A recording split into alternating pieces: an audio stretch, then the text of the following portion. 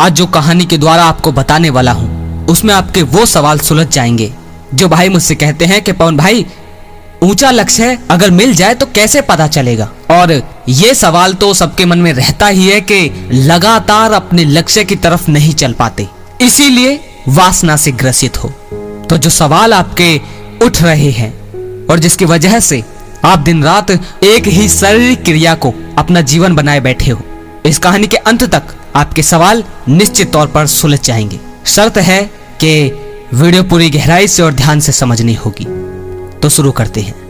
किसी भी काम के लिए अपनी इच्छा शक्ति को कैसे बढ़ाएं? सबसे पहले तो ये समझिए कि इच्छा शक्ति होती क्या है। इच्छा शक्ति वह यंत्र है जो हमें हमारे लक्ष्य तक पहुंचाने में हमारी सहायता करती है। बिना इच्छा शक्ति के आप किसी भी लक्ष्य को प्राप्त नहीं कर सकते। उदाहरण से समझिए, बुद्ध जब सिद्धार्थ थे, जब वे राजकुमार थे, राजकुमार का अर्थ होता है राजा का बेटा, तब उनके पास हर सुख सुविधा थी, सैकड़ों दास दासियां थी, धन की भी कोई कमी नहीं थी, खाने के लिए तरह तरह के पकवान और व्यंजन थे, किसी भी बात की सिद्धार्थ को कोई कमी नहीं थी। फिर उन्होंने 3 दृश्य देखे। उन 3 दृश्यों ने उनके जीवन की दिशा बदल दी। ये 3 दृश्य क्या थे? एक बूढ़ा आदमी, एक बीमार आदमी और एक मृत आदमी, यानी मरा हुआ आदमी। इन 3 दृश्यों ने सिद्धार्थ के मन में ये प्रश्न पैदा करा कि क्या यह स्थिति मेरे जीवन में भी आ सकती है। इससे पहले सिद्धार्थ का जीवन बहुत आनंददायक था। उन्हें कष्ट का पता ही नहीं था कि कष्ट होता क्या है। और एक बड़े कमाल की बात आपको बताना चाहता हूँ कि अगर प्रश्न पैदा हो गया, कोई सवाल, कोई दिक्कत पैदा हो गई, तो उसका उत्तर मिलना, समाधान मिलना निश्चित है। क्योंकि सवाल पैदा ही इसलिए होता है उत्तर के लिए। जन्म मिला है तो मृत्यु के लिए। तो अगर आप अपनी समस्या से हार चुके हैं तो ये ना सोचे कि इसका कोई निवारण नहीं है। कहानी में आगे चलते हैं। सिद्धार्थ को भी उत्तर मिलता है। 3 दृश्य सिद्धार्थ ने देखे, लेकिन चौथा दृश्य जो सिद्धार्थ ने देखा वह होता है एक साधु। सिद्धार्थ पहली बार जब एक सन्यासी को देखते हैं तो बहुत चौंकते हैं, क्योंकि सिद्धार्थ ने पहली बार कोई ऐसा व्यक्ति देखा था जिसका जीवन को देखने का नजरिया बिल्कुल अलग था, जो जीवन के सुखों के पीछे नहीं भाग रहा था बल्कि जीवन के दुखों के कारण को खोज रहा था। सिद्धार्थ उसी समय ये मन बना लेते हैं कि वे भी अपनी समस्याओं का, अपने दुखों का कारण खोजेंगे। पर मेरे भाइयों, ये बात ध्यान रखना कि उन्होंने सन्यास को स्वीकार नहीं किया। उन्होंने अपनी समस्या, अपने दुखों का कारण खोजने के लिए सन्यास लिया। अब उनके कारण खोजने के लिए जो चीज उन्हें स्वीकार करनी होगी वो करेंगे, और उन्होंने किया। ये मत सोचना कि साधु बनकर ही आप अपने दुखों का निवारण खोज सकते हैं। नहीं, भगवा चोला पहनने से आपके दुखों का निवारण नहीं होता। बस आपके अंदर वो सवाल पैदा होना चाहिए जिसकी इच्छा इतनी प्रबल हो कि उसके बाद अगर तुम्हें अपने सवालों के जवाब पाने के लिए जो कुछ धारण करना पड़े तुम कर लो, तब तुम्हारे लिए सब सही है। आगे बढ़ते हैं। जब उन्होंने ये सोच लिया कि वे भी अपने दुखों का कारण खोजेंगे, लेकिन मन बनाने से मंजिल थोड़ी मिलती है। मंजिल तो मिलती है लगातार प्रयास से, और प्रयास के लिए चाहिए इच्छा शक्ति। क्योंकि एक बार प्रयास कर सकते हो, लेकिन लगातार और 1000 बार निरंतर प्रयास करना सरल नहीं। उसके लिए चाहिए इच्छा शक्ति। जो व्यक्ति कभी कंकड़ पत्थर पर ना चला हो, जो कभी धूप में ना बैठा हो, जिसने कभी कड़क ठंड ना सही हो, जिसने कभी बेस्वाद भोजन ना खाया हो, वह कैसे आखिर कड़क धूप में चला होगा? उसने कैसे ठंड सही होगी? वह कैसे बरसात में सोया होगा? उसने कैसे बेस्वाद भोजन खाया होगा? क्या आप जानते हैं कि वह कौन सी चीज थी जिसने कांटों पर चलने के बाद भी सिद्धार्थ को कभी वापस नहीं जाने दिया? उस सुख के लिए, उस राजमहल में जाने के लिए जहां सुख भोगना हो, क्यों वापस नहीं जाने दिया? वो एक ऐसी क्या चीज थी जिसने सिद्धार्थ को लगातार आगे की तरफ बढ़ाया? क्या आप जानते हैं कि वह क्या था? वह थी इच्छा शक्ति। मैं आपसे एक सवाल पूछता हूँ, आप कितना वजन उठा सकते हैं? कोई भाई कह सकता है कि मैं 20 किलो उठा सकता हूँ, 40 किलो उठा सकता हूँ, कोई कहेगा मैं 50 किलो उठा सकता हूँ, कोई 100 किलो उठा सकता है।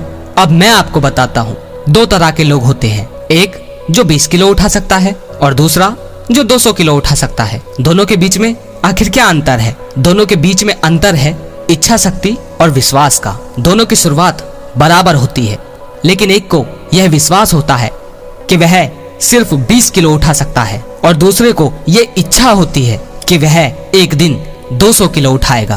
तो जब उसकी इच्छा के साथ उसकी शक्ति मिल जाती है तो इच्छा शक्ति बनती है और वह एक दिन 200 किलो भी उठा पाता है। आपके सामने ऐसे ना जाने कितने ही बहुत सारे उदाहरण हैं। सिद्धार्थ के द्वारा उन 3 दृश्यों को देखने के बाद से बुद्ध होने तक के बीच का जो सफर था वह बहुत बहुत बहुत ज्यादा पीड़ादायक था, जिसको सहना हर किसी के बस की बात नहीं। लेकिन उस पीड़ा को सहन करने की शक्ति आखिर बुद्ध को कहां से मिल रही थी, जिसे हम मोटिवेशन कहते हैं। वह मोटिवेशन आखिर कहां से मिल रहा था? वह मोटिवेशन मिल रहा था उस लक्ष्य से जो सिद्धार्थ के दिमाग में था। सिद्धार्थ के दिमाग में क्या लक्ष्य था? सिद्धार्थ के दिमाग में लक्ष्य था कि उन्हें अपने दुखों से मुक्ति पानी है, अपने दुखों का गहरा और सच्चा कारण ढूंढना है। लक्ष्य देखो कितना कमाल का था। वे कुछ भी पाना नहीं चाहते थे। ध्यान रखना, वे कुछ भी पाना नहीं चाहते थे। हमारा तुम्हारा और सबका लक्ष्य तो यही है कि कुछ पालो नहीं, वे बस दुखों से छुटकारा पाना चाहते थे। उन्हें शांति नहीं चाहिए थी, उन्हें सुख नहीं चाहिए था, उन्हें बस अपने दुखों से मुक्ति चाहिए थी। उनके मन में कुछ प्रश्न थे। प्रश्न की एक खास बात होती है, यदि प्रश्न स्वाभाविक हो, भीतर से अपने आप उठा हो, तो उसका उत्तर बड़ा कमाल का होता है। उसका उत्तर जीवन को रूपांतरित कर देता है। ध्यान देना इस बात को, जो प्रश्न ही स्वाभाविक हो, जो खुद ब खुद उठे, जैसे कि आप कहीं हो और आप में खुद ब खुद वासना उठ जाए, तो आप समझ सकते हो कि आपकी जिंदगी में कितना तहल बहल मचा देती है वो। तो ऐसे ही जब सिद्धार्थ के मन में खुद ब खुद स्वाभाविक वो गहरा प्रश्न उठा तो उनके जीवन को रूपांतरित कर दिया। अब एक और कमाल की बात सुनिए, अगर प्रश्न स्वाभाविक है और आप उस पर ध्यान देते हैं तो इच्छा शक्ति स्वाभाविक रूप से बढ़ती है, क्योंकि इच्छा शक्ति कभी भी बढ़ाई या घटाई नहीं जा सकती। वह सबके भीतर बराबर है। आवश्यकता है तो उसे एक सही दिशा दिखाने की। आपके लिए लक्ष्य जितना ज्यादा आवश्यक होगा, आपकी इच्छा शक्ति उतनी ही प्रबल होती चली जाएगी। इच्छा शक्ति को बढ़ाने का सिर्फ एक तरीका है, सही लक्ष्य खोजना, ऊंचे लक्ष्य को पकड़ना। ऐसा लक्ष्य खोजना जो जीवन को एक दिशा दे, जिसमें कुछ पाने की और अंत होने की गुंजाइश न हो, जिसके लिए आप किसी भी हद तक जा सकें। अब हद तक जाने का अर्थ किसी का बुरा करना मत समझ लेना, बल्कि अपने आप को गुड़ पेन देना है। गुड़ पेन का मतलब है ऐसा दर्द जिससे आपका विकास हो। देखिए, शुरुआत में आप कभी भी सही लक्ष्य निर्धारित नहीं कर सकते। बहुत सारे लोगों को तो ये पता ही नहीं होता कि उनका लक्ष्य क्या है और वह कैसा लक्ष्य निर्धारित करें। ऐसी स्थिति में क्या करना चाहिए? ऐसी स्थिति में छोटे छोटे लक्ष्य आप निर्धारित करिए।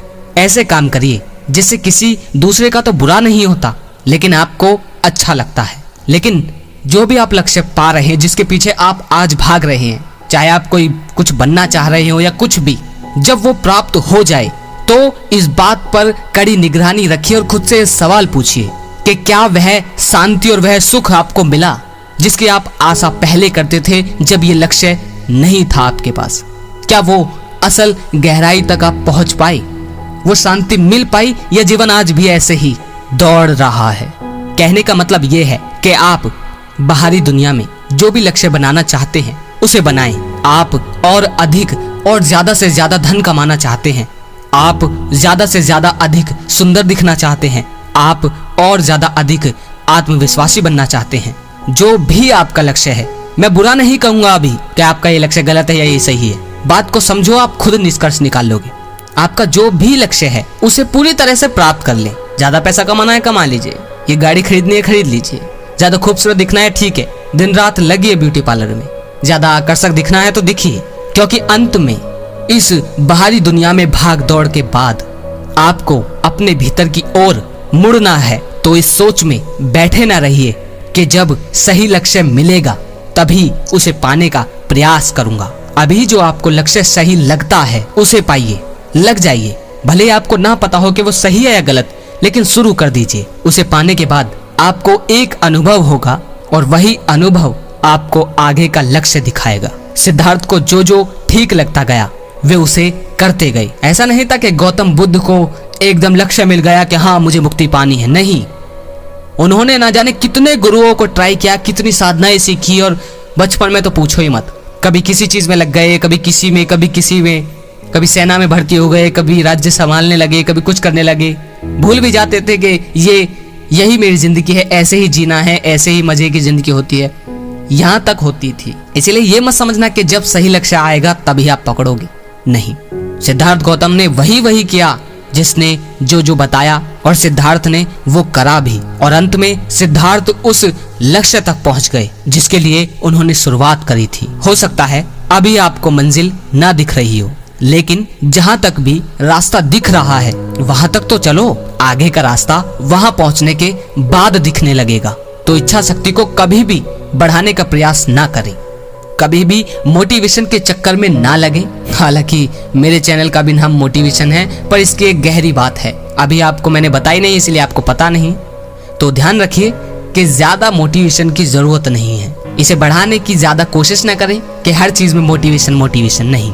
बस हमेशा सही और ऊंचे लक्ष्य को खोजने का प्रयास करें। जो सही और सत्य होगा उसके साथ साथ इच्छा शक्ति स्वयं आपको मिलती है।